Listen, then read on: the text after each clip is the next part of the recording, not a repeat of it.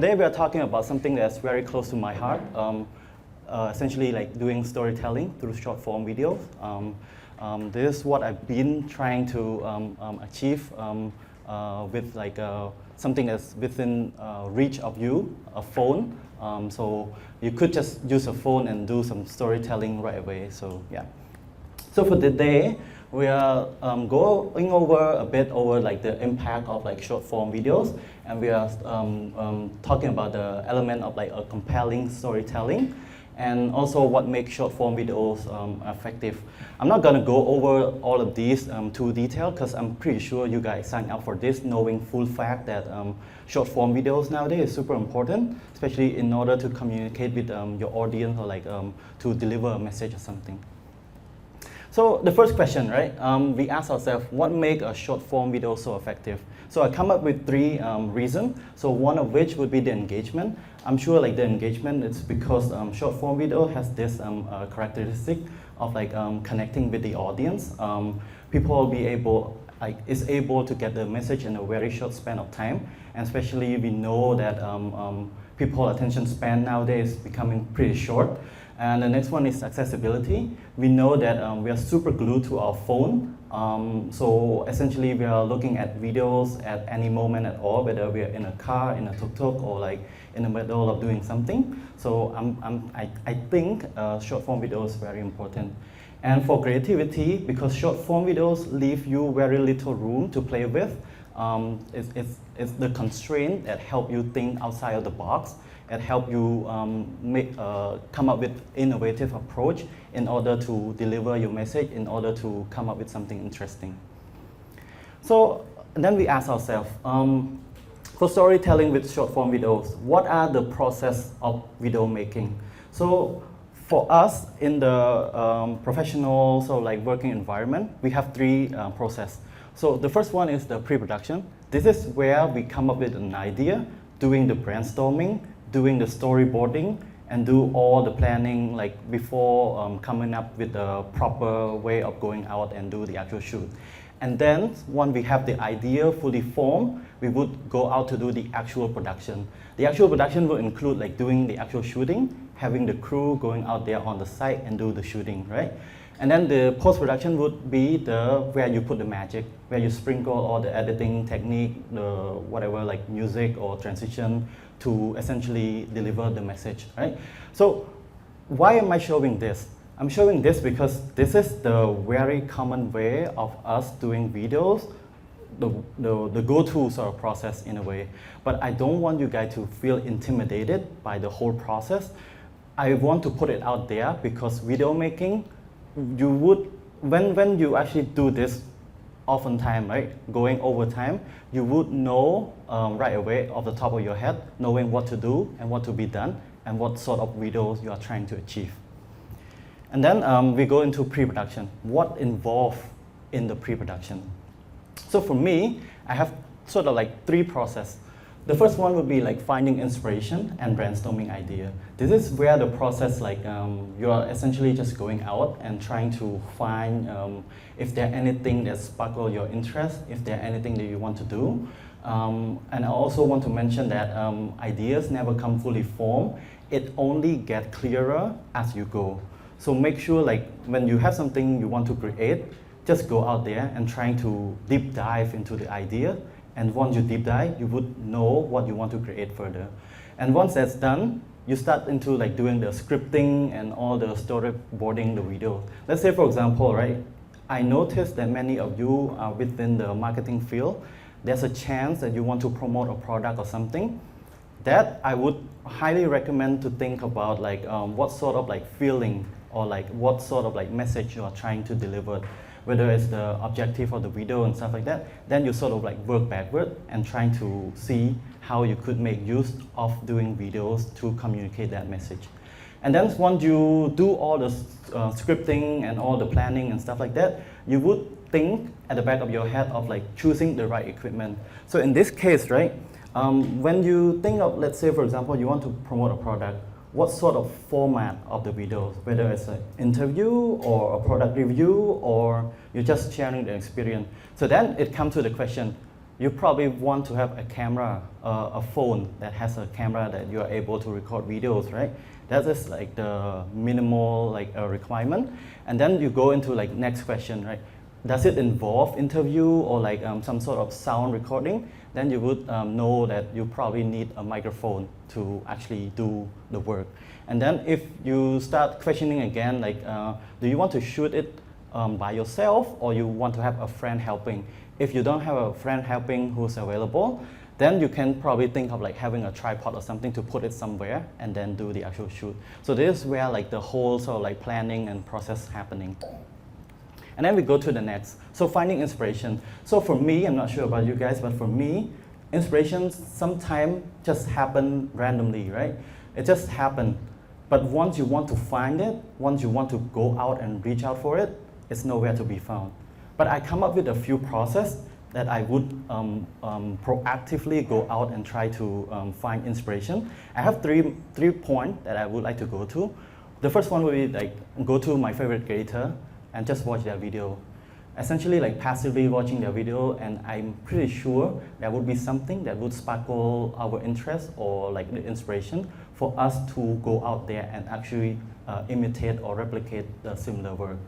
And then there's movie. Movie is the biggest source of inspiration for me. I have a few directors who I like, and then I would follow their movie, and then I would try to think or dissect what their thought process is like, and then I would try to apply to my work too.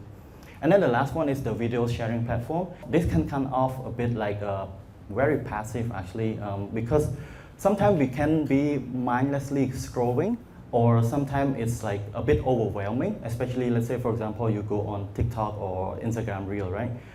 It's very instant. We are just one scroll away from a different videos from another video.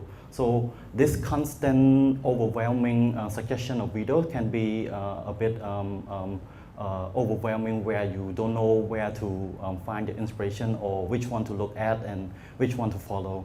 So yeah. So regarding favorite creator, right? The list of creator I have for me would be something like a YouTuber called Casey Neistat. He's great at storytelling. I usually go to him for like very like, so for me, I have this sort of like process of like where if I watch a certain video, I feel a bit intimidated by the favorite creator because their work, the work that they have put through is very meticulous. It's a bit hard on us to actually replicate, but I have a few creators where like the video is a bit like put us at ease, where it like help us think of like what can be done in a very simple and easy way.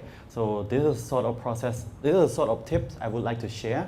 And hopefully you guys can like sort of like have this sort of like tier, right? Which one like the important or like very high-end sort of like creator, and another is very simple, like you just watch it passively and some sort of like idea would click.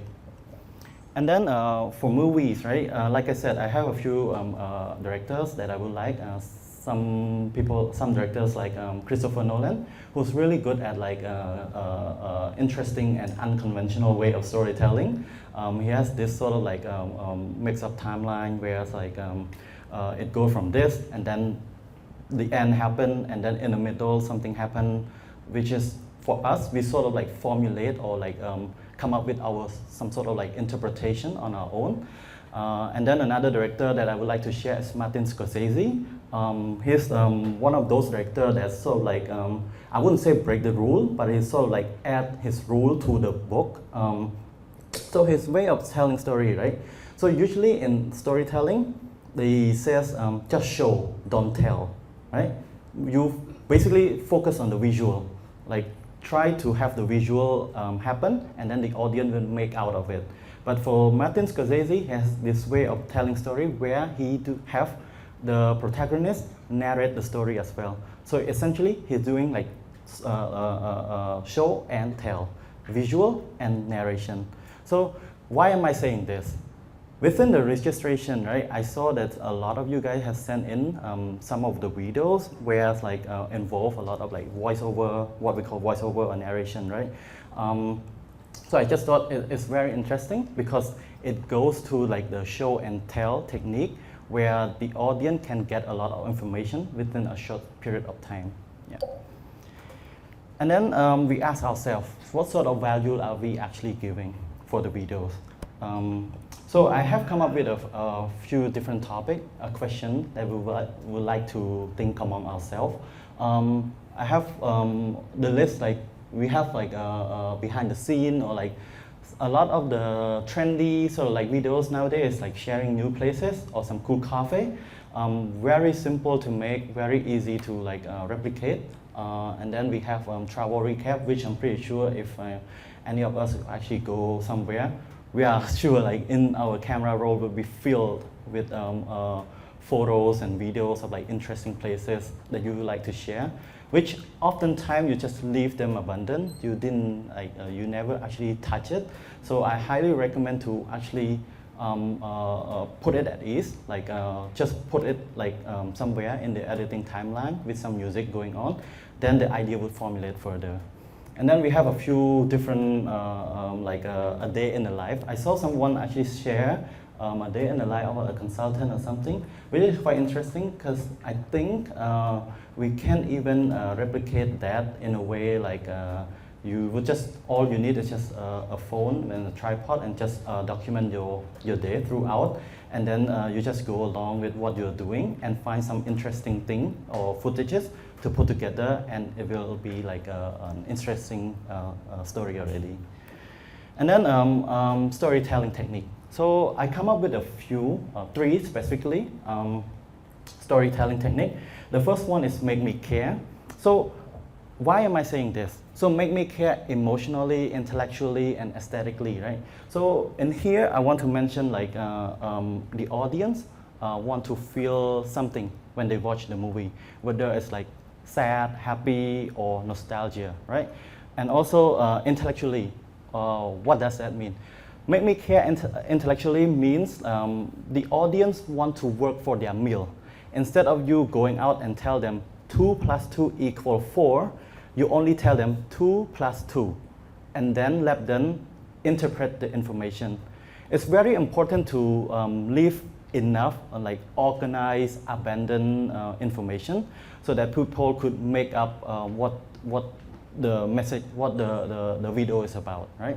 So never go into the obvious, never go into like telling people straight away what this is about, but leave some room for like interesting stuff and leave some room for interpretation. And then the next one is reconstructing your story. This doesn't come off a bit interesting in a way that I sort of like follow, remember when I talk about Christopher Nolan? So this can come off like, so reconstructing your story is essentially like you find the ending to your video first and then you work backward. Let's say for example, today you go to work very early. That is the end of the video or the end of the message. And you start thinking, right? Why? Why is it earlier than the other day? Maybe there are some road closure where you happen to like escape the road closure and go in through like the super empty road and stuff like that. So you sort of like work backward and plan your plot and plan your character and stuff like that. So that way you know the ending and you can play around with like the timeline of like the story you are trying to tell. And then the next one is ask a question. So you're trying to define what you are trying, the video is trying to answer, whether it's like giving value of like the product you are reviewing or sharing your first impression of a particular place or something like that, right? So you think of like what value or what sort of like purpose does this video comes in. So something like that would be like to keep in mind when you are trying to tell the story. Yeah. So the next one, now that we are done with like the pre-production, we go into like the actual production where we actually do the shooting. In here, the actual production, I would show some shooting technique. The good news is we are not using any third-party app. We are just gonna use the built-in camera app on iPhone. So I will be showing the demonstration shortly, but within this, I would highly recommend the few settings I will go through. So the first one will be shooting in 4K, which is the highest offering of the iPhone camera app, and then shooting in either 60 frames per second or 30 frames. Why am I saying 60 frames or 30 frames? So in film, right, in filmmaking, we only do like 24 frames per second. The reason that we are doing 24 frames per second is because it leaves a lot of like stutter, like lagginess, so that it replicates the best of our eyes, right?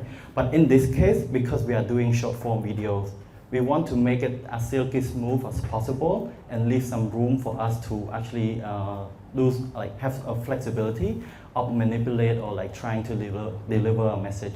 30 frame is very smooth in real time, but 60 frame leave you a lot of room to do some sort of slow motion. Why are we showing slow motion? It's probably be like giving this sort of like dramatized or like storytelling where you wouldn't be able to see with the naked eye. So yeah. So and then after this, I'll be showing the actual demonstration of like doing the shooting. If we could get a camera on the TV. Yeah, so I think while we are trying to get the camera on the TV, maybe I'll go through a few other points. So exposure setting and frame guideline and choosing the variety of focal length. So for exposure setting, right, this can come off a bit interesting in a way that some people like the video very bright, some people like it very dark. It serves different purpose. So the bright video is to signify this happy, all enjoyable moment you are going through, the experience, all good and all, right? For dark is to provoke some sort of like emotion and feeling. So yeah, it helps serve different purpose. For the case of like showing product review or like showing the experience or going to a new place, I would highly recommend to use bright and easy for the eyes, so like exposure setting. And for frame guideline as well, we will go through the composition later, but framing guideline, I would touch base on like trying to use the grid that is built in on the iPhone and trying to frame it in a way that it is very pleasing to the eyes. And then choosing a variety of focal length, right? I'm putting this out because the iPhone from the 11 upward, or 10 actually, have at least 2 focal length. Because we are trying to have the amount, like as much flexibility as possible for like our editing and like storytelling, right? So let's say for example, you're shooting something, try to think of like the framing for like simple 1x, what we call 1x, which is similar to 28 millimeter or 35 millimeters, and there's some wide angle or some telephoto. That way you should like be able to tell different story with different focal length. So yeah. And then we go into composition, right? So I remember last time when we conduct the workshop, a question popped up, a very good question. It's like, what are the common mistake beginner or like people have when they do like videos and stuff like that, right? So I come up with a few composition recommendation. So the first one is rule of third. As you can see here, movie is my biggest source of inspiration, right? So that's why if you look at here, the grid that I ask everyone to turn on, and you can just follow this. You put your important subject within the line, either within the line or inside the box. So why are we doing this? We are doing this because we are trying to make the audience have an easy experience of drawing their eye to where they should be looking at. It's very important when you frame it this way because audience would like doesn't have a hard time to have their eye go in and out, left and right, up and down, right? This is like giving a very immersive sort of like experience for videos. Yeah. So the next one is vanishing point. So vanishing point is like work best for like hallway, railway, or on the road and stuff like that. Like you're essentially giving depth to your frame. you're giving people room to look at and like going through. In this case, what I'm showing on the TV here might not work, but if we go outside to like the hallway, it may work better because the vanishing lines or like give you a depth of like you can go further in the frame. So yeah, and then yeah, similar to this, right? They place the subject right at the edge, so our eyes sort of like draw to the subject itself. Yeah, and then we have the next one is symmetry. So symmetry here in storytelling or like filmmaking, it's very common. It's when you essentially like place the subject right against each other, like a very balanced way of like framing. Why are we doing this? The intention of like framing it this way is because you want to signify that the two objects has an equal playing field, right? So as you can see here, like the slide deck that I have is essentially you are without narration, without voiceover, the audience would look at this framing and know full fact that these guys have similar power. This is the sort of like thought process director go through or the director of photography go through when they are trying to show something or like have an intention of like the framing, right? So I would recommend everyone to actually look out for this sort of like intention within the framing because whether you want it or not, whether like the audience notice it or not, they would like know off the top of their head that this is the sort of intention you have. Yeah. Regarding symmetry, right? There are this director, famous director, Wes Anderson. He's very obsessed with like doing symmetrical work, right? But why am I showing this? These are not his work. But why we sort of like recognize as it might be their work, it might be his work, because he's been doing it so often. The color choices, the obsession with like symmetrical way of framing. So it's sort of like give you like this sort of like ideas of like it might be his work, but it's actually an AI generated framing, right? This is from like a TV show called Succession. So yeah. It's nothing related to Wes Anderson. So the next one is camera movement. Again, go back to the question that I was asked last time. It's about what are the common sort of like mistake people do when they actually go out and shoot. So for camera movement, right, I come up with 3. So remember composition, we have 3, and camera movement, we have 3. So the super basic camera movement that help you through doing videos will be the first one is a static, the next one is the revealing, and the last one is the slide movement. So the static one is like when do we do the static shot movement? We do static shot movement when the subject within the frame actually do the movement itself. So let's say for example, right, you are shooting someone doing something. If you add a lot of movement, that would be somehow become a sport videos already, because the camera also move and the object also move. That can feel a bit nauseous to like the people who actually watch. So I would highly recommend to do static camera movement when the subject is moving. Let's say for example, right, if I were to shoot our cameraman like going around doing the work, right? When he actually move around, I would just simply press record and he would just walk around. That is where the subject move. That is very interesting already, right? So also another tips I would like to give is, let's say for example, you go to a certain space. You feel like, because your eye has a super unnatural like wide angle of like you can see the entire thing from edge to edge, right? You sort of like feel overwhelmed by the information you are processing. You don't know where to look at. This is where I would ask or like recommend everyone to take out their phone and try to point at things. Right? When you point at things and try to make use of like the composition technique that I have shared, try to think of like symmetrical way of doing things and trying to anticipate movement. Let's say for example, you go downstairs, you see the food cart, like people like going in and out, right? You implement, first of all, implement like the symmetrical way of shooting. and then you ask people, not ask, you anticipate for people to actually walk into the frame. That would make the framing interesting already, and the object actually move, right? So this is where we are doing the static. And for revealing is, I usually do the revealing sort of like camera technique, where the object or like a place, an establishing shot of like a certain place, right? Let's say, for example, I want to share the experience or like the shot of the participant within this workshop, right? Because I noticed the participant all sit and doesn't move much.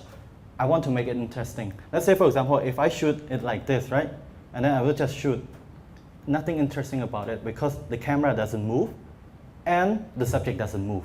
So how do I counter, or like how do I go about this problem, solving this problem?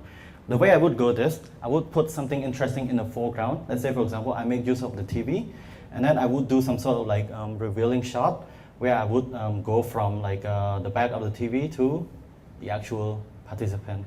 So this gives some sort of like suspense to the audience and trying to guess what they are viewing.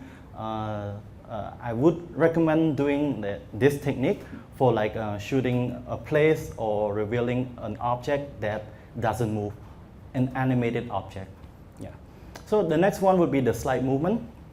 This slide movement here, let's say, for example, you don't want to make use of the foreground. You don't want to make any like sort of like implication, whereas like give some sort of like the message that you are not trying to achieve, right? But the object again doesn't move. You want to make it interesting. I would highly recommend to make use of your knee. Let's say this is the stance that you are having. Make sure you hold the phone, doesn't tilt. It's a no-no if you do this, right? Never tilt your phone. Never like have the crooked like framing. Do it intentionally. Do it in a way that is easy for the audience to follow, right? Do it this way. And try to like make use of your knee. If you can see like my posture right now, make use of your knee and move from side to side, right? So let's say, for example, I want to show some slight movement for videos. I would do this, and then I go from side to side like this, right? This is where you don't want to make use of like the revealing shot, because revealing shot may somehow, if you put 5 revealing shots within a certain video, it's too overwhelming. Nobody actually gonna watch. It only works for like the intro of the videos or like the outro, I guess. So this is where like some slight movement would come in. So in summary, right? Composition, we have symmetry, we have rule of third, we have vanishing point. I hope everyone remember this and actually implement it, because I wouldn't want everyone to come up when we actually do the practice, right? I wouldn't want everyone to come up with like having framing like this or like this, right? It may work for a certain point if you want to have the intention of like framing. This is like an open bracket, right? Because I don't want everyone to feel like you have to always follow the rule. You can always break the rule if you are clear about your intention. Let's say you want to have like this crooked framing. Why are you showing this? A lot of time when you do this in movie, you want to signify that the protagonist is going through a very like chaotic time. They are not sure what's happening and stuff like that, right? So this is where like it's coming from like the POV, the point of view of like the character or like the cast. So yeah. So unless you are intentional about your shot, I would just recommend to stick to all the 3 compositions that I have. And also the sort of like 3 camera movement that I put out here is a good starting point for everyone to actually start, especially like the static one. When the subject is very interesting, just do static. I can see a lot of the participants come from creative field. Let's say you are in illustration, right? Or like you're trying to show your work and stuff like that, right? I think it's very interesting if you make use of like the static shot.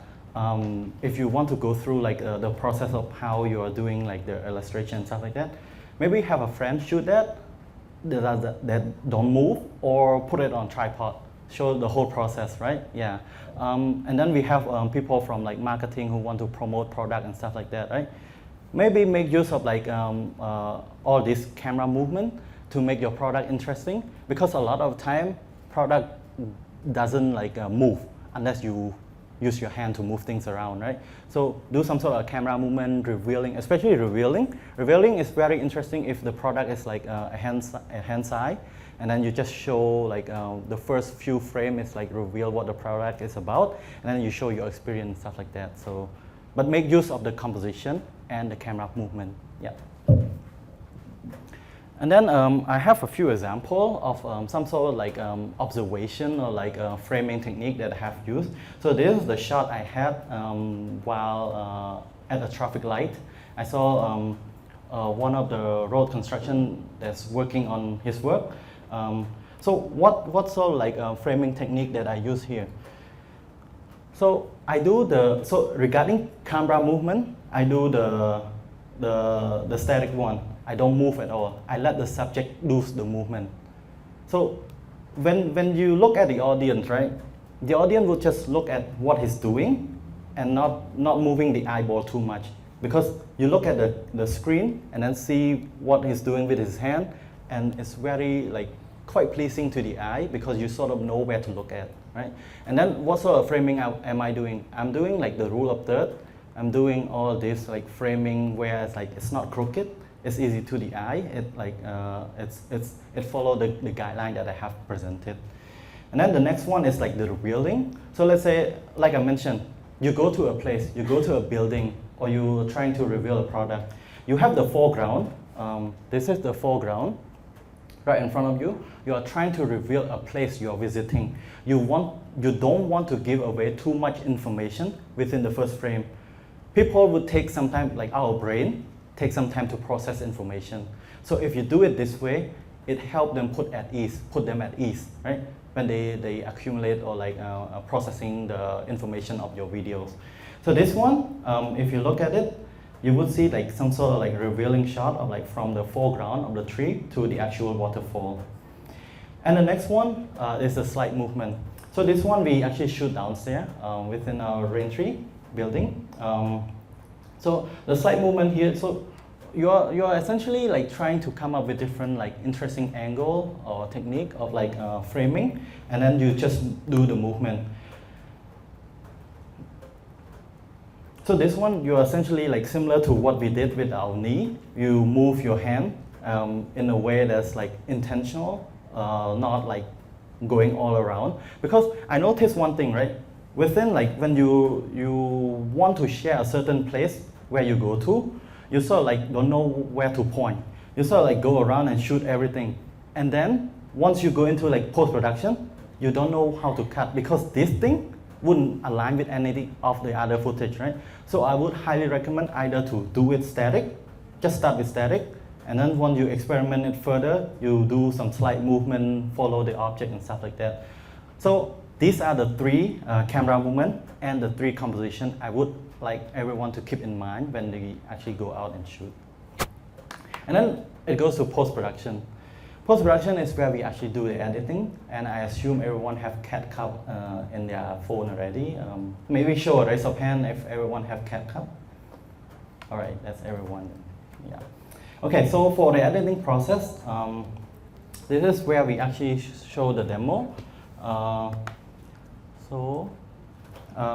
But before we show the demo, I would like to show videos. I would like to show the videos of what I shoot in the short form videos. What I took when I had a trip to Laos. So this is what I had.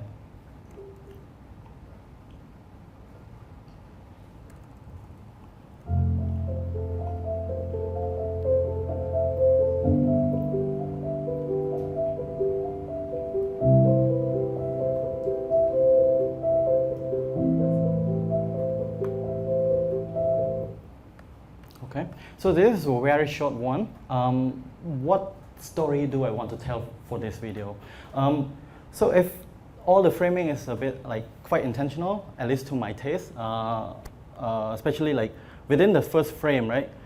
I don't want to give too much information. I don't want to give like what sort of environment am I at. I just want to show the sort of like detail that I want to everyone to actually interpret where am I at, and stuff like that, right? It only become clearer when you actually watch the video. And then for editing as well, I cut to the music. I edit to like the beats of the music so that it helps the audience anticipate for the next frame. Let's say, for example, you have random clip, you have random music. If you put together, right, the audience can have a hard time of making out when is the next frame is going to be. If it become all of a sudden, they will just click away, right? But if it's satisfying, if the frame is cut on the beat, then it might leave, there's a high chance that it will stay and actually watch the videos.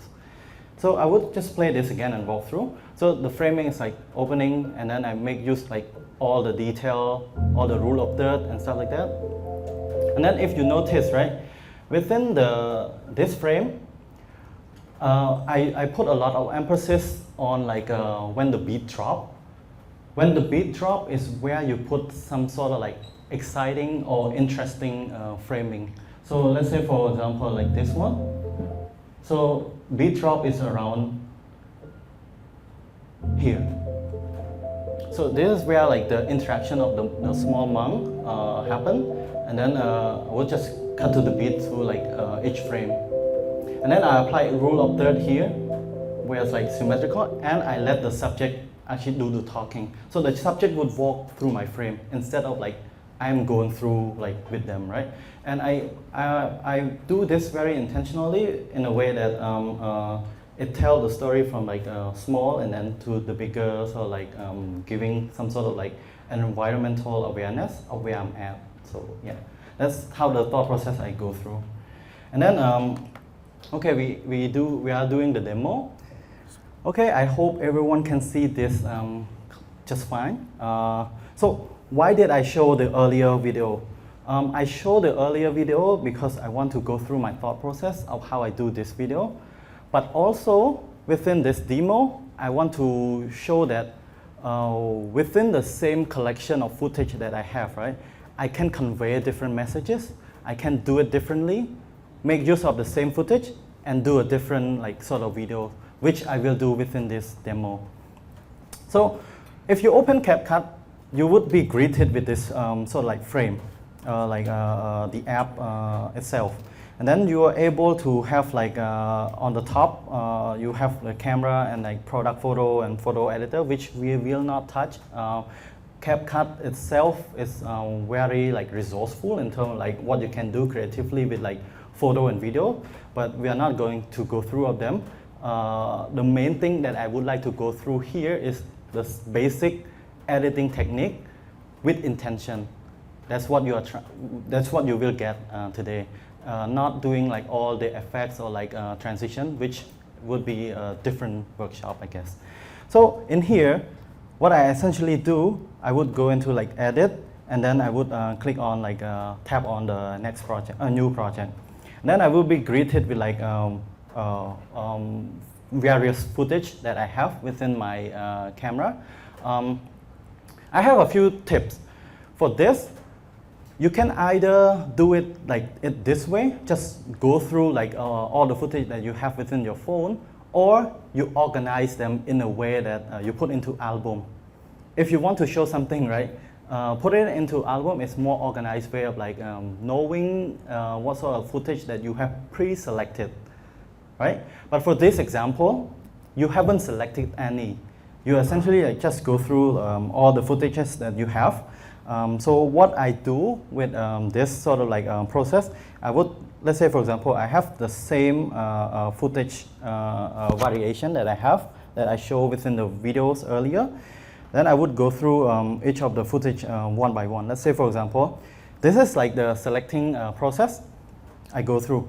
I know for a full fact, there's some sort of like minute where I don't like, where I like, right? So this is where trimming would come from. So I look at this. What do I think?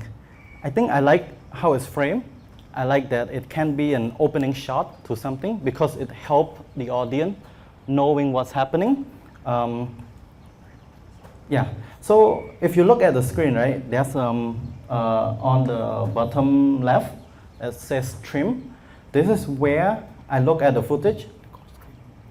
This is where I look at the footage and and try to find where I can make use of the footage. So in this case, I would go through the editing and the footage and try to see where I'm satisfied. In this case, I can see like the 3 months right aligned and the distance is fairly balanced. So this is where I would cut before, and then I would align to trim it in a way that I can make use of the footage. But I want to highlight that I'm not super satisfied with, there's a subject here. It's not bright enough to make out what he's doing. So this is where, this is why, like the reason that I recommend everyone to shoot in 4K, right?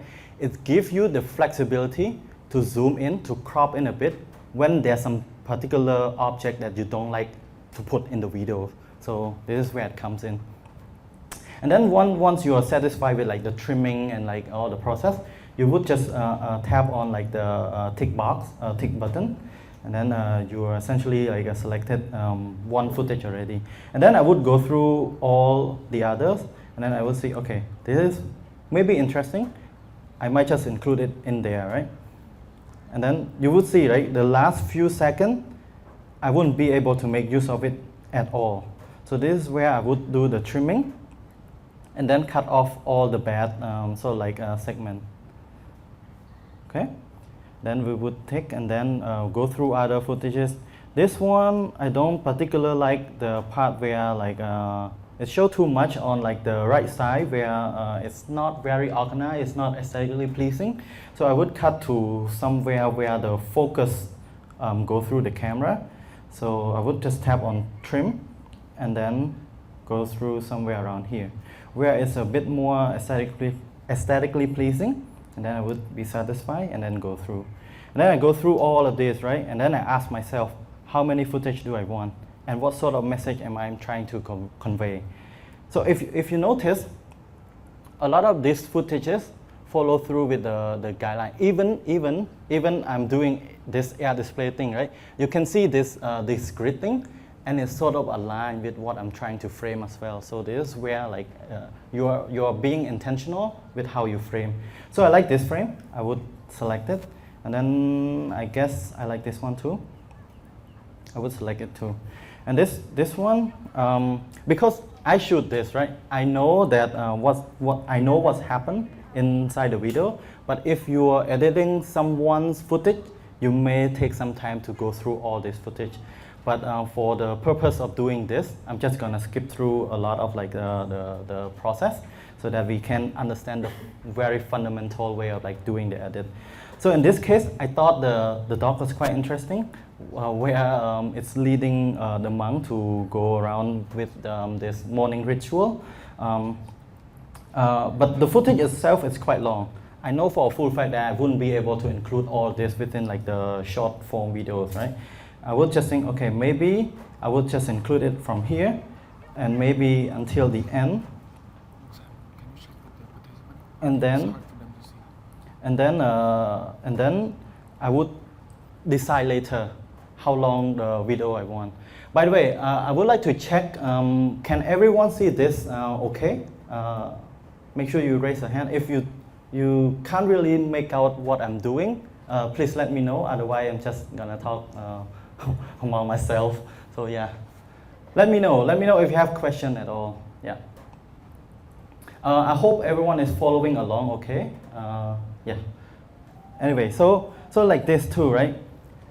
This goes back to like the actual production that we talk about. This is where when you add a spot, you are trying to be a bit like try to notice, try to be observant, observe all the subject that's happening and try to find details, beauty and stuff that people wouldn't normally notice, right? So for example, let's say if I come to this workshop, the general observation is like you are essentially like looking at people's faces and trying to understand what's happening and stuff like that, right? So the way I go about doing this, I would try to look into like detail, whatever on the table or like stuff like that, and I want to see if there are any potential that I could shoot.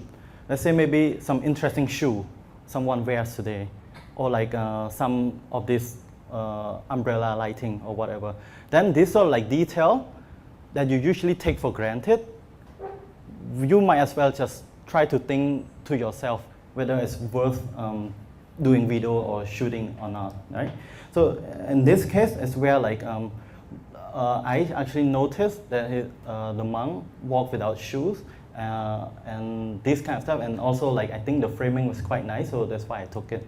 So I kind of like it, so I just selected.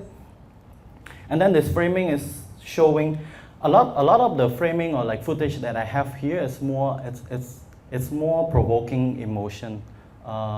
You're essentially like feeling something. You're feeling like you're sitting there. This is where you sit and you give the rice to the monk, right? So I want to give this sort of like point of view thing. If you were to experience what I experienced, this is what the whole intention of the whole video is about. Yeah. So I select this. I can see on the top right corner that it says about 9 footages has been selected, which I might be satisfied because it's a short form video, right? And for the purpose of this workshop, I would just click on add. And then it would lead me to this editing timeline. And then I would ask a question. What sort of like feeling am I trying to achieve here? Remember when I talk about storytelling technique, it's about make me care, intellectually, aesthetically, and emotionally, right? So what do I want to get out from this video? I want a feeling of nostalgia a bit. I want people to feel like they feel wholesome. They wake up in the morning, in early morning, and do something that they feel internally grateful a bit, to reflect on their like good deed and stuff like that. So this is the sort of like question and answer that help me pick up music, right? So if I go through this, the way I do it, I wouldn't just straight away edit the video itself. I would just try to find audio. And the way we can find audio within CapCut Add, we can just go through like add video or audio. And then you have a few selections that presented down. You have sound, you have brand music, you have copyright checking, you have sound effects where like it's like either bird chirping or cat horning or whatever. Like you are able to extract audio from a certain videos as well. Let's say you have music that you produce, it comes in the form of video, you can extract the music instead of like extract the video itself. And then you have text to audio. This is where interesting thing can come in, right? You have the last 2 options that you have is text to audio and actually voiceover. A lot of the submission that everyone sent in involve a lot of like voiceover and narration within their videos, right? Let's say for example, you are still a bit shy about your video. You're not really sure like if you want to narrate or anything at all. Just make the best use of like text to audio. Once you jump this sort of like first hurdle or like through this first obstacle, you start feeling more comfortable of like storytelling and like scripting. You can probably take the next step of like doing the actual voiceover itself. So I thought it's a very interesting feature that CapCut provide. So if you, for me, in this case, I would just go through sound, and then you are presented with different options for the sort of like music category, right? Sound category. In this case, I look through this and try to make out which one would work. Vlog may not work. Spring, maybe, but let's go through first. Love, maybe not, right? Travel, maybe. Pop, maybe not, because it's not super fun. So this sort of like stuff that I go through when I select. Let's say, for example, I thought of like fresh, let's say, because it's like videos in the early morning, right? And then I'm presented with different options to select the music. But I want everyone to be aware of like the part where like the music on the top left where it says pro is where you need to pay for the app, right? But I would recommend everyone to just stick to the free first and be comfortable with it first before you actually move to the paid one, right? So the way I go about doing this, I would just play different music and try to get a feeling of like if it fits the mood or not, right?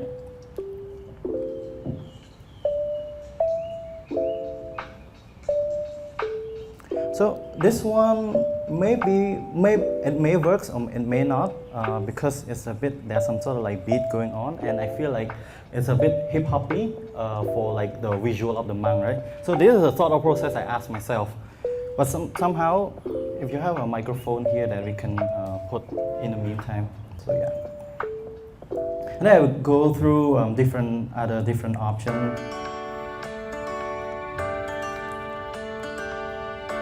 This one is a bit too upbeat, so it may not work. So yeah, I will just go through and experiment with different options. And then maybe I go through this. I have a few options that I have saved. If you look at like the right corner here, you have the option to save music for like use later. If you see some sort of like potential for a particular music that you have. This one again may or may not work, but I'm not sure I'm satisfied yet. This one either, it's not. So let's say, because I have saved this, right?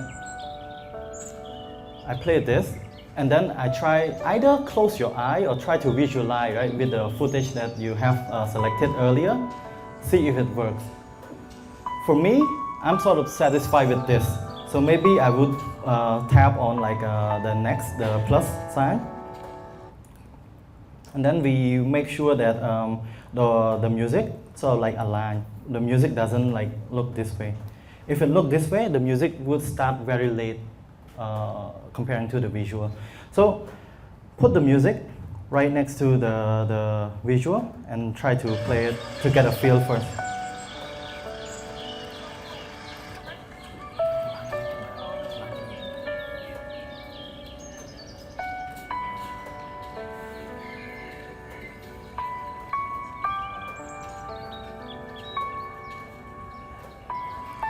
So I think the music is sort of there. We can do it. It has some sort of room for improvement. So let's say, for example, I like this framing. Remember when I say we shoot in 4K and we can crop later? How we can do it is just use your two finger and pinch to zoom for like the footage, and then you will be able to like sort of like reframe it a bit. If you look at this, right, the monk and the framing so like work perfectly in a way that it helps the eye, and they just walk across the framing where we don't do anything at all. So what we are trying to achieve here, we take out this random like person standing to ruin our footage. We took that out and then zoom in to focus on our main subject. Yeah. And then I go through the process, remember when I talk about like cutting to the beat. So good thing about CapCut that they have this sort of like spike for waveform, right? This is where you would notice to find where it cuts, right? So but for CapCut itself, they also have this feature called beats, which is right here. If you tap on it, you have the option to actually like go through the music and like add beat where there's some sort of like spike going on, right? So you sort of like know to yourself, this is where you should do the cutting, which help the experience of the viewer. Let me know if you have questions, just raise your hand and I'll answer it instantly, so it helps with the workshop. So they also have the option of like doing the auto generate as well, which is a hit or miss, if I'm being honest. Sometimes it gets the beats correctly, sometimes it doesn't. So either you do that or you just do it manually. For me, I just like to stick to doing it manually. So also, if you don't to go through the fuss of like doing like the adding like beat marker, you could just look at the video or like play to get a feeling of like where the beat would happen and just cut to that music.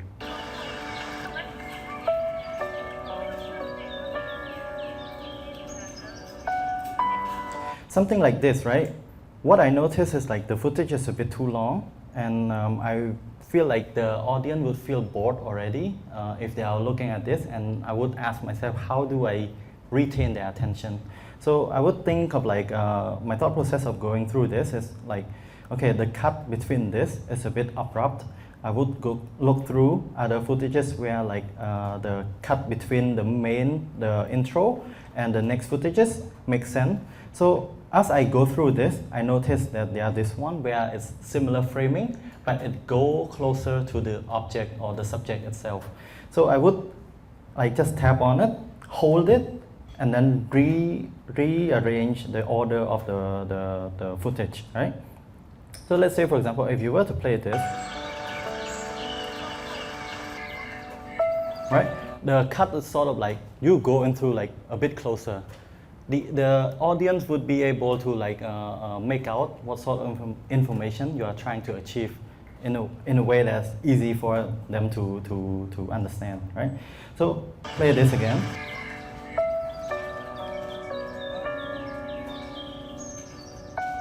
So where it's like the high pitch of the beat, I would cut it right here, and then if you notice, for me, if my sort of like first impression from this to this is a bit redundant. It's basically just monk walking, right? I would want to add something interesting to jump away, to break away from like the offering or like collection of footage that I have, right?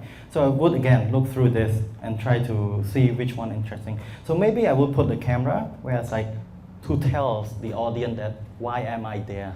I'm there to take some photo and stuff like that, right? And also it helped break away from like the collection of footages that I have. So this is what I plan to do.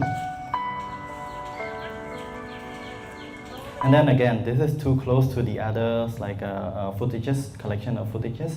Then I would add this variety of like, there's some two ladies that they are like presumably friends. I thought it's quite a wholesome moment. So I would probably like, again, rearrange this order and put it right here. It makes it look like there's a break, right, between. So again, I play to get a feeling of the music. So when there's a spike here, then I would just trim it. Again, play again. There's the beat there. Then I cut again.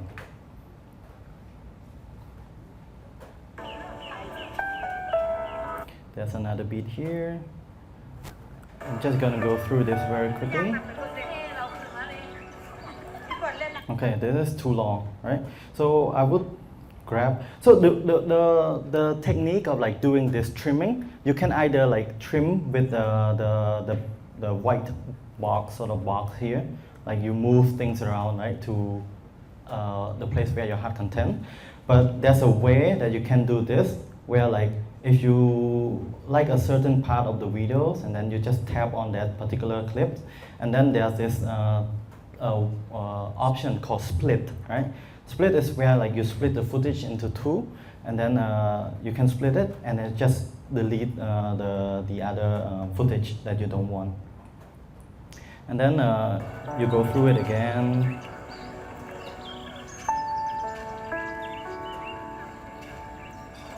And there you go. I feel like we are heading somewhere.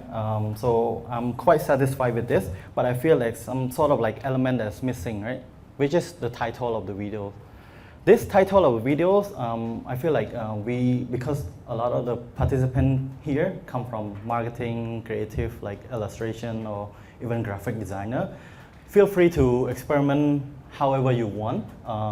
So for me, usually my go-to is like, I would just go to text and then just add.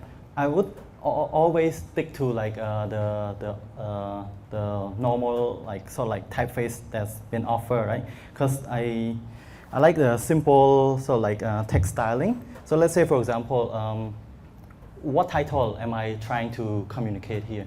Because this event, this morning ritual, is called Sai Bath in Laos. So I would maybe just put it Sai Bath. And then what else? I feel like if you were to leave it this way, right, it feels a bit plain. So you should be able to like find way to decor or like to do some interesting thing around it. So my approach is like make sure you put this in a way like it covers the entire first footage, and then I would duplicate it. The way I would duplicate it, and then I would try to edit it and rearrange it in a way that it's show the information that I want. So let's say this is let's say I call this morning ritual, right? Ritual. Okay, so I feel like the text is a bit too big. I will just pinch to zoom and try to arrange it a little, and then put it right down the title. And then I feel, again, I still feel it's a bit plain. It's missing something. And then I would just probably duplicate it again and show a bit more information of what's happening and stuff like that, right? Maybe I can share the date or month. Let's say I went on like April 2014, 2024, sorry. Then I would just put it out there and try to communicate what sort of like text or message am I trying to deliver. So I'm quite satisfied with what I have right here.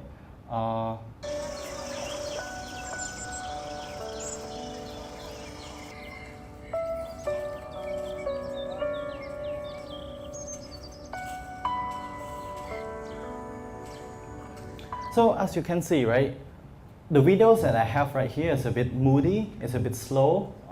It's in contrary to what I have earlier, which is quite fast. It jumped from one scene to another fairly quickly. So this is where like the question of like what sort of like mood you are trying to achieve. Remember when I said we have the same collection of footages, but the way we do the editing, where we sprinkle our magic, would turn into a different outcome. It turned into like a different emotion we are trying to provoke. And this, I would hope everyone, when you actually do the practice, you would think of this, right? You would think of like, let's say for example, the object you are bringing, let's say there's a gift, a special gift. What you are trying to achieve. You are happy that you received the gift. Or you feel a bit sad because you're missing the person who gave the gift, right? This is where like you would think of like the framing or like the exposure. Remember the exposure I talked about? If it's bright, it usually signifies happy. If it's dark, it usually signifies nostalgia or you're missing out on something, right? Or it can be a random object or maybe a pen or something, right? Someone brought a pen. A pen would probably be in a way that it helps you try to note down your idea. If you don't have the pen, then you feel missing out on something and stuff like that, right? You are trying to achieve this within the emotion where you don't have the capacity of like going and tell people, but you are telling people with the medium of doing videos. So I want everyone to think of it this way. I want everyone to go about tackling this problem in a way that at first you are just imagine you are telling someone something, and then you translate that into videos. Let's say I go and ask you, what is the significance of those objects to you, right? You already talked about it prior to this workshop a bit, right? So use that piece of information and try to translate it into videos. How are you going to communicate all those information? If you have the socket thing, right?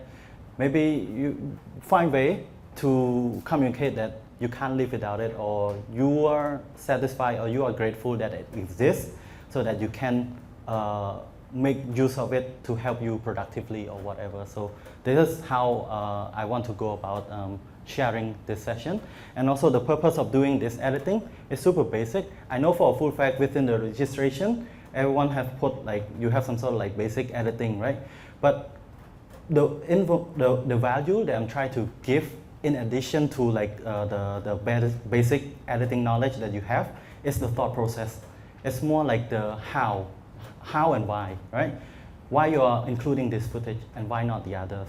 So for me, when I do this editing, I would internally in my head think of like, it is a first draft. Then I play it again, do the preliminary process where I don't like a certain segment of the video, I take it out. So this is sort of like thought process I hope everyone would actually implement when we actually do the practice. Yeah. Let me know if you have any question, because after this we will have the practice, and we are all here to support you if you want to want us to help formulate the idea and stuff like that. Yeah. So this is all for the demo. Maybe in the meantime, we can actually view some of the videos that's been shared to us. Okay, so let's watch this together.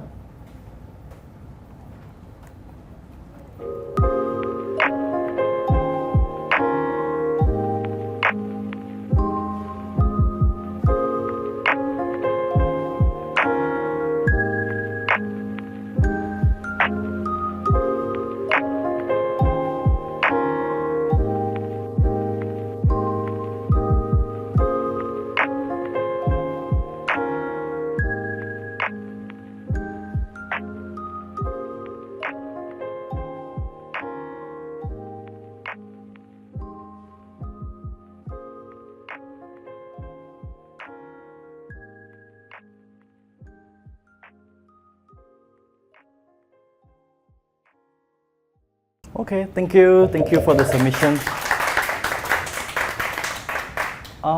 Yeah, I would like to go through this sort of like videos, and then I will share my feedback or my comment for the videos. Again, I would like to also point out that the comment that I will be making is basically based on my personal preference only.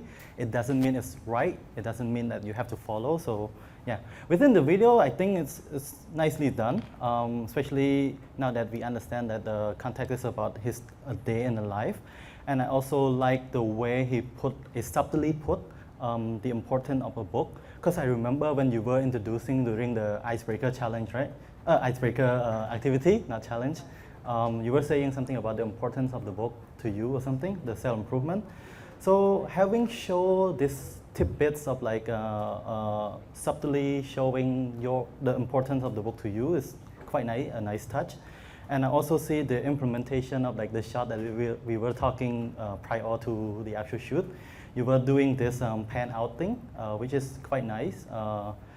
For everyone, this sort of like panning in and out is a nice way to convey a message of like you bring more sort of like details into the video so that the audience would be like processing the information as you watch it.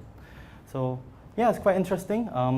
The only thing that I would change is a bit of like the framing. I like how this is showing the, remember we were talking about the vanishing point thing, but if you could do it in a way where like, you can see, right, this headspace is so much going on. I would, if for me, right, I would do it differently of like showing the even space of like this one and the lower part, because if you leave too much room like this, right, there's a potential where you could put some interactive stuff. Let's say, for example, some text that would be like the introduction of the video. That would work too. Because I feel like this shot has the potential of like showing the start in a way, because it's like, it's very nice that someone walked past the frame to show some sort of like activity going on. And also if you put it right here, then you introduce to this, then it will go as if basically, think of it like you're entering a house. You're not just going into someone's bedroom immediately, right? You have to go through the fence and then the front door and then to the bedroom. So think of it this way. You have an introduction of where you are going to be, right? Something like that. So that's how I will do it. But otherwise, music-wise, it's all good. The pacing, everything, you feel at ease. The audience feel at ease. I find it enjoyable. The only another comment would be this one. I'm not sure where it belongs, if I'm being honest, because we were seeing like all this interesting, like within the building, urban sort of like vibes, but it turns out this one is a bit like tropical, a bit out of nowhere. If we could get a little more context of what this means, that would be nicer. And also, I feel like the music is trying to fade out quite early, like. You can hear, right? The music fade out already, but the visual is still there. So it's sort of like give a conflicting sort of idea of like the audience expect, okay, this video should be done, but it's not done yet. So this kind of stuff. So yeah, I hope that makes sense. Yeah, thank you.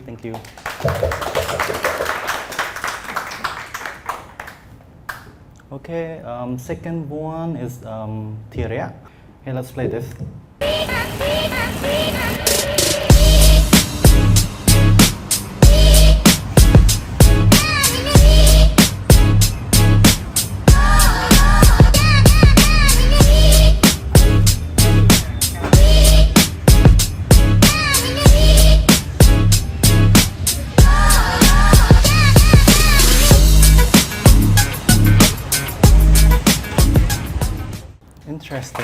Thank you. Very uplifting. I watched this, so I think, remember when we talk about the point of like storytelling technique about make me care, intellectually, emotionally, aesthetically, right? I think you touch base on like emotionally, where I feel very pumped to see what's happening next. Quite exciting, especially the music choice. It's very upbeat, right? You sort of feel like you can't be sad listening to this sort of music. So, but the only another comment that I would suggest is like there's two conflicting message. I'm not sure you want to highlight about the usage of like airport, or you're trying to highlight Braintree as a space, right? I'm not sure the like which part is trying to get at the moment. So yeah, yeah. Of course. Yeah, but otherwise I think it's all good. Yeah, I think generally it's all good. I wouldn't do anything differently. Yeah. Also, I would like to point out too, this is my first impression of the video, so I'm only giving comment as I go along. So I'm just seeing it the first time as you do. So yeah. So overall, I think it's pretty good.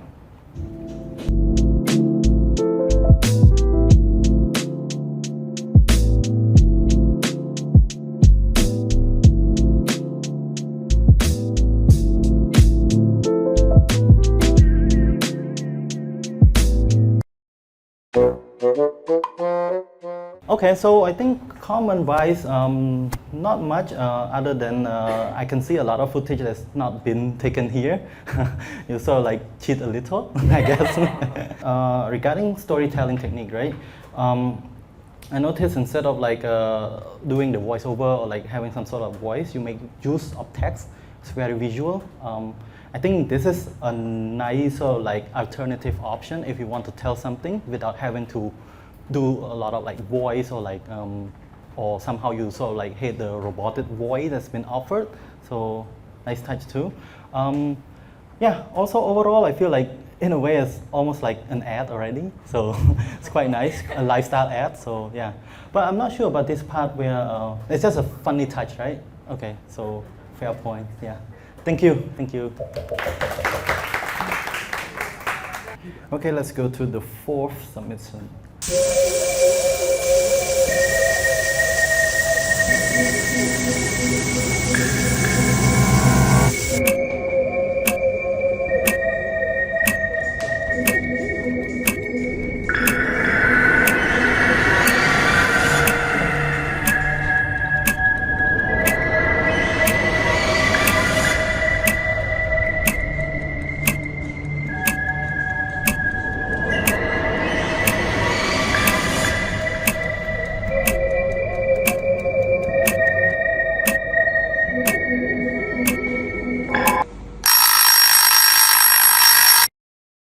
Wow, super impressive.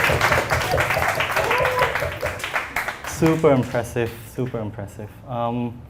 Yeah, I think you make the best use of like what we've taught, especially like the movement, the revealing, all these kind of stuff. Especially nice choice on the music too.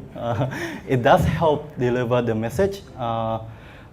I'm not sure I have comment because you sort of raised the bar already, but the one comment I would give is, remember when I talked about the exposure, where like the higher the exposure, it means like happy, sort of like, but if you sort of like dial down the brightness a little, just a little, yeah. I like the pacing and all the music and all the cut and stuff like that. Lovely, thank you. Fifth one, let's watch together.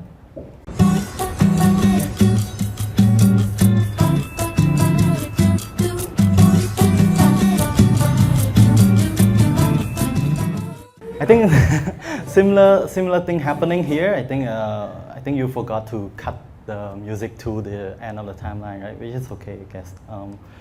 Yeah, so I think common generally, I think the exposure is on point.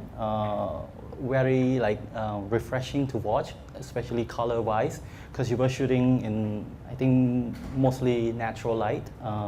Color reproduction is pretty good. And also, I think this, right? I feel like if you could do this and maybe put different product, it's already like a product showcase already. So it's quite nice if you want to do it for marketing purpose or whatever. So yeah, so it's quite good. Other than that, I don't have any other comment, but I like this nice touch of like the stop motion.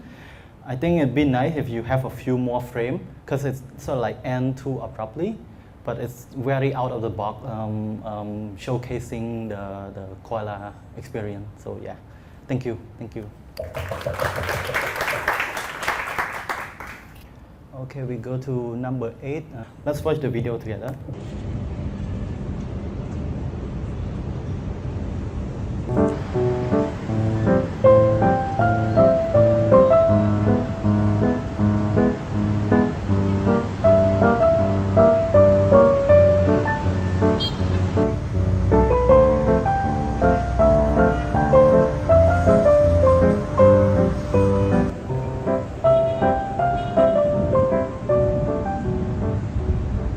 Wow, beautiful.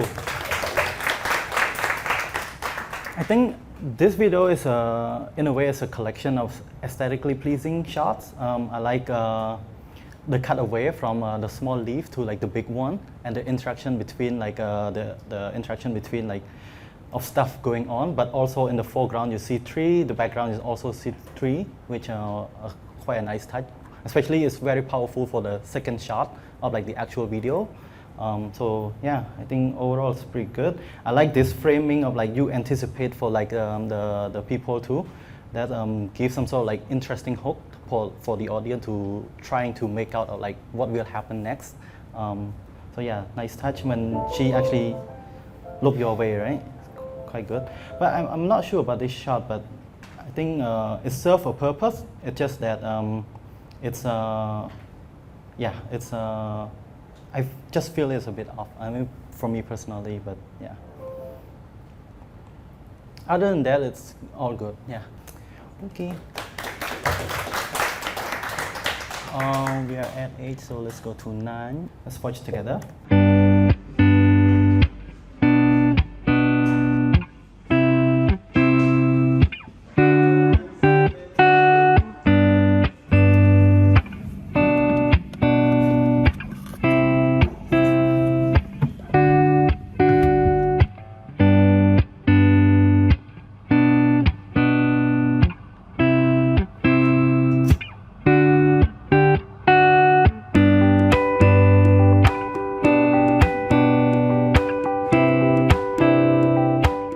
Okay, cool.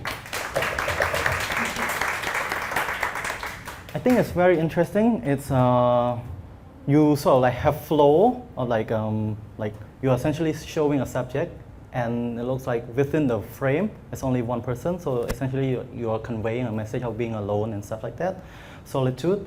But the general comment I would give is to be consistent of like orientation wise and in terms of like shooting framing, especially when it comes to this, right? Beautiful shot, beautiful angle, interesting like angle choice, but it just the jump from the vertical orientation to like the horizontal that sort of like pulled me off a bit. So yeah, but yeah, I think the effort is quite good, especially like it's a new perspective. It's make the audience find it very interesting. So yeah, generally it's pretty good. Music choice is good too. So thank you. Okay, let's watch this then. What is the definition of friends? A friend doesn't have to be humans. Friends doesn't have to be pets or animals. It can simply be an object that can brighten up your days and always there when you need it. And here is my best friend, Kalimba. Remember that you don't have to be with anyone to make you happy. And just be with yourself and what makes you happy. Wow, interesting. I think I think the storytelling and pacing and everything is already there. Again, the participant today like raised the bar very high. I don't have much to comment, but I would suggest if any of you happen to do like voiceover, especially let's say for the example. So think of voiceover as a complementary like sort of like option for you to help give more information to the visual, right? In this case, when she mentioned that a friend might not be human, but the actual footage is human, I'm not sure what the implication is, right? So this can lead to a sort of like big trouble. So if you listen to this again, right?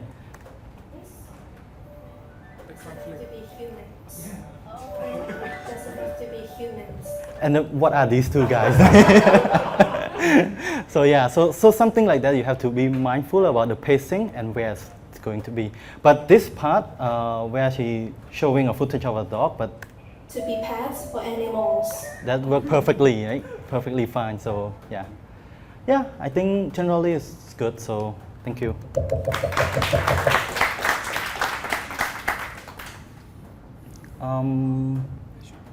Do we have? Oh, I think we have number 6 here.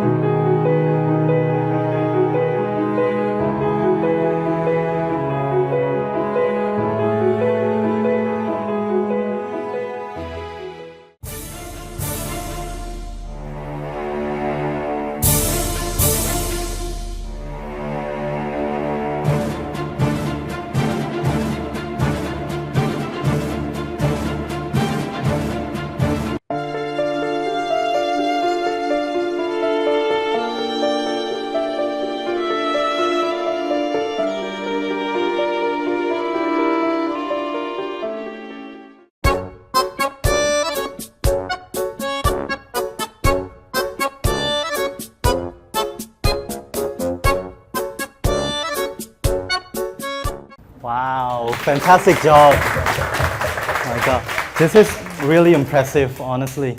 I like this nice touch of like, I'm not sure if it's your intention or not, but this a very good way of signifying the perspective from like the bananas. It's really good. It's very intentional. It's because you're essentially like going to like the perspective of like the banana being picked, and also when you actually picked it and go ahead and walk, it shows like how the banana is being held. So it's quite nice. Generally, I like it, all of it, the pacing, the music. Also, I noticed that you change music a lot, which helps serve the purpose. I'm getting goosebumps already, like talking about this. It's quite nice, so very impressive. I don't think I would change much. There's nothing I would change, so yeah, perfect, thank you. The acting skill. Oh, the acting skill. 10 out of 10. 10 out of 10. Yeah. Thank you. Thank you.